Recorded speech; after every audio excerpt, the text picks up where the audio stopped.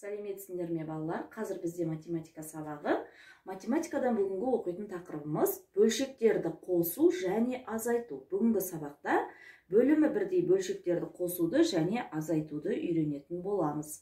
Балалар, бізде мына жерде мынандай бөлшектер берілген: 15-тен 7 мен 15-тен 4-тің қосындысы.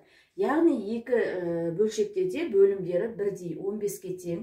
Олай болса балалар, бөлімдері бірдей бөлшектерді қосқан кезде бөлімін өзін жазып қоямын. Яғни 15-тің өзін жазамында, алымдарын бір-біріне қосамын. 7-ге 4-ті қосатын болсақ 11. Яғни балалар, бізде 15-тен 11 деген сан шығады екен.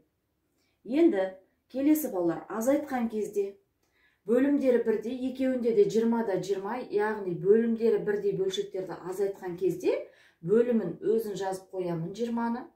Одан кейін алымдарын бір-бірінен азайтамын. 14-тен 11-ді азайтатын болсақ балалар 3, яғни 20-дан 3-ке тең болады екен.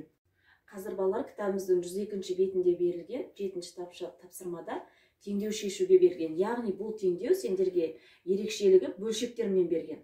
Енді осы бөлшектермен берілген теңдеуді қалай шешеміз, соны сендерге қазір көрсететін болам. Балалар, бұл тек қана айырмашылығы бұл жерде бөлшектермен берілген сандар. Енді қараймыз қазір.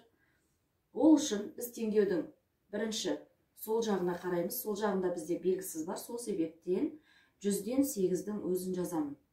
100-ден 8 қосу x болады. Тең. Енді теңдеудің оң жағын балалар жинақтап алам. Сендер білесіңдер, егер бөлімдері бірдей бөлшек болатын болса, оны қосқан кезде бөлімін өзін жазып қоям, яғни 100 деп жазамын.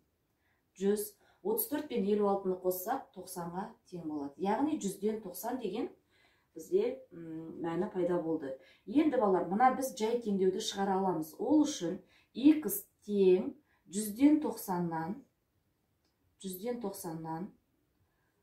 азайтамыз. Себебі мына жерде қосу амалына кері амал азайту. 100-ден 8-ді.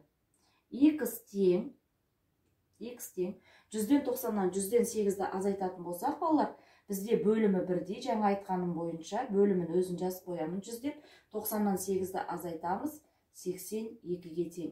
Яғни жәнегі теңдеудің түбірі балалар 100-ден 82-ге тең болады екен. Енді орнына қойып тексересіңдер. 100-ден 8 қосу 100-ден 8 қосу 100-ден 82 тең 100-ден 34 қосу 100-ден 56. Енді балалар, теңдеудің оң жағы мен сол жағын теңестіріп көреміз. Мына жерде 100-ден 90 шығады, мына жерде 34-ке 56-ны қоссақ 100-ден 90 мен 100-ден 90 тең.